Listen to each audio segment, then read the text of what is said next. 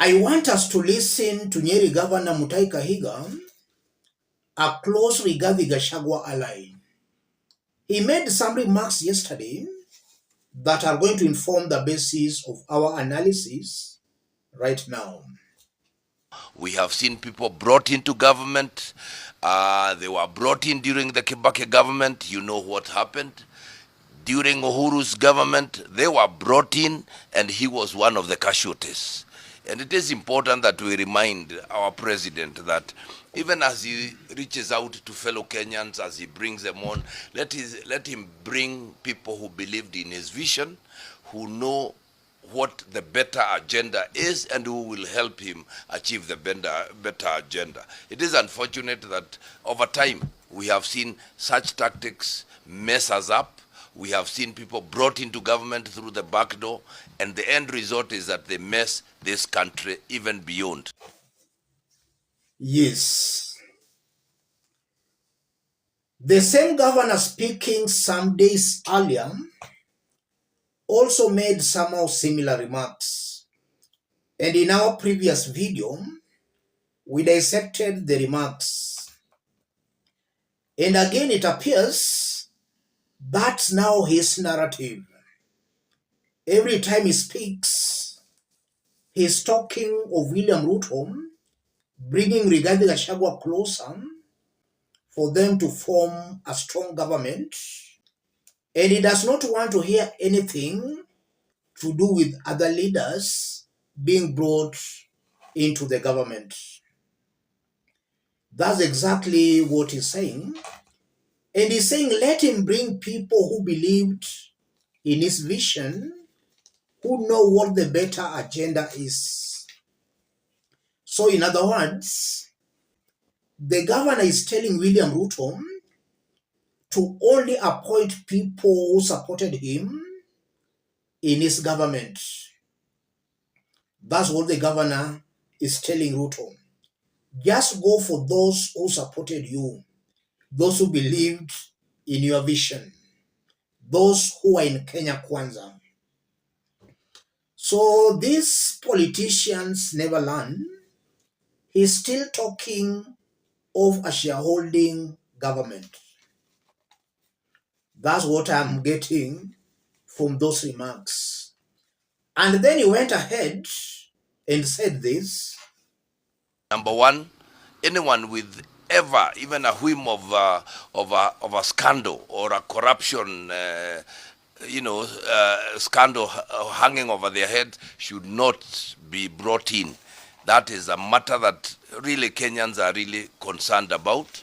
So he must ensure that he does real thorough checking, and we must ensure that the people who come are men who are walking straight, who will be able to. There are those who are used to fight other people, brought disharmony in government. He must never allow them. And then beyond everything else, I also have a request to make to my president and to remind him that as he does this, he must never let 2027 out of his sights.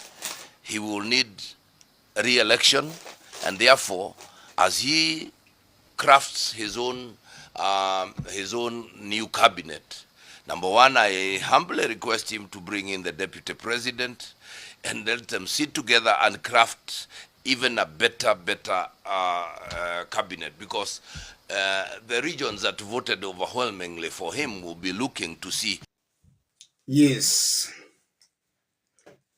He's talking of the government bringing in Rigathi Gachagua so that they can form a cabinet. And he's also talking about 2027, that as William Ruto appoints his new cabinet, he should look at 2027. Kenyans are demanding of Ruto to go, but this governor is still talking of 2027, that those who voted for them will be waiting to see.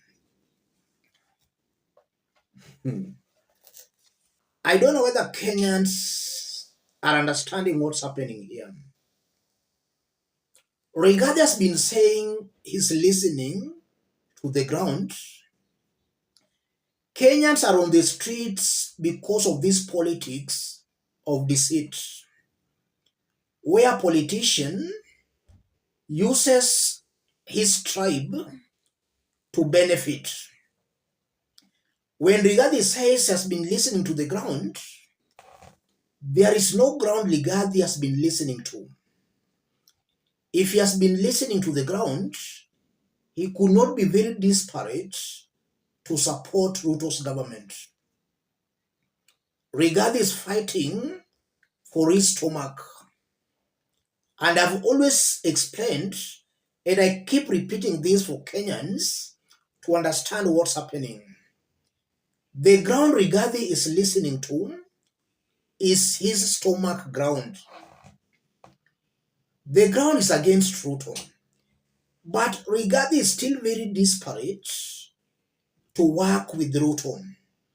In fact, the rebellion he has been showing is because William Ruto has identified other leaders to work with, not him. In other words, Ruto is dumping him. That's why he has been rebelling. Kenyans are saying Ruto to go. These ones are still talking of 2027. This is why I strongly believe that I trust the 6 regions. I don't trust the 2 regions. I don't know whether they have learned something. I don't know whether the mountain and the Kalenjin Rift Valley have learned something. I don't know whether they've learned. This is why I still maintain that as Gen Zs are going on with their protests, we must all support them and, if possible, join them in those protests. And equally, we should not condemn or fight any person talking about dialogue, especially somebody not in William Ruto's government.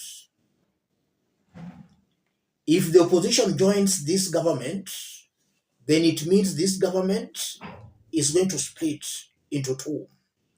And that's a very big win for Kenyans and more so for the Gen Zs. Because if you look at Rigath's wing and Ruto's wing, these are all tribal individuals.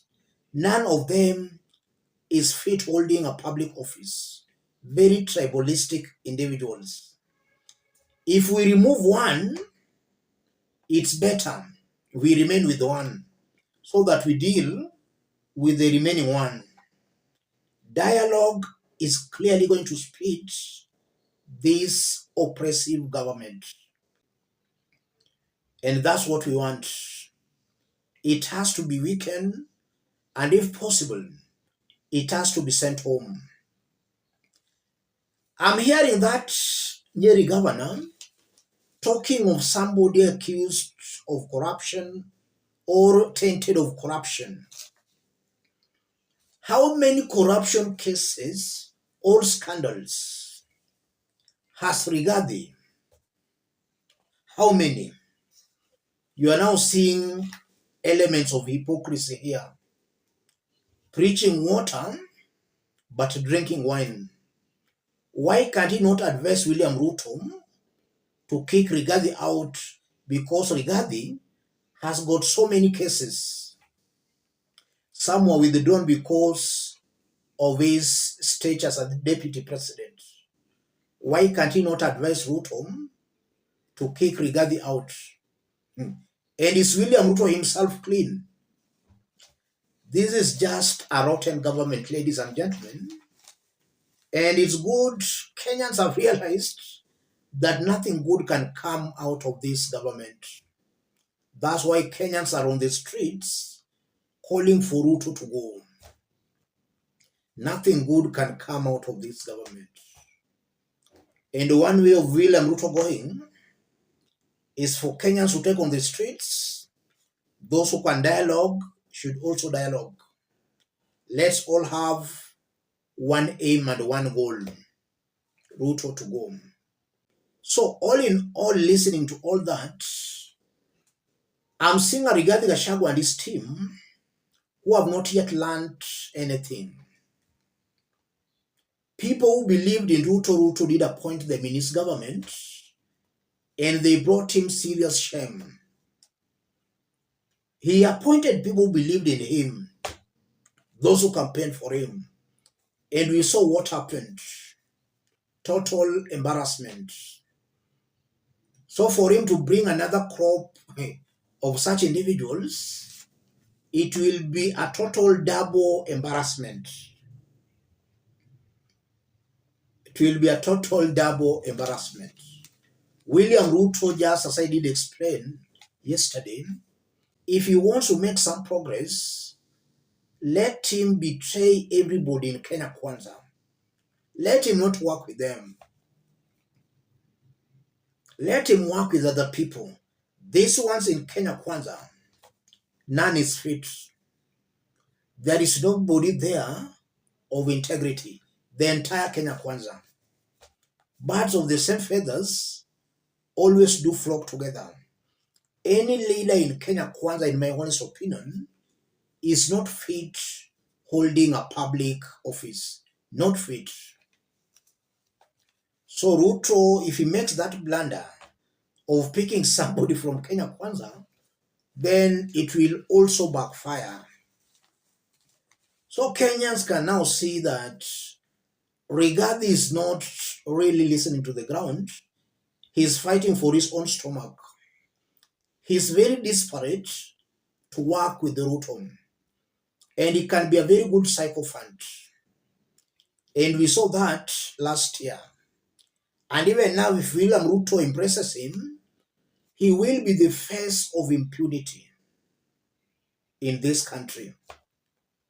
In fact, he will be the one organizing and mobilizing the police to deal with the Gen Zs. This is why he has to go. Dialogue has to continue.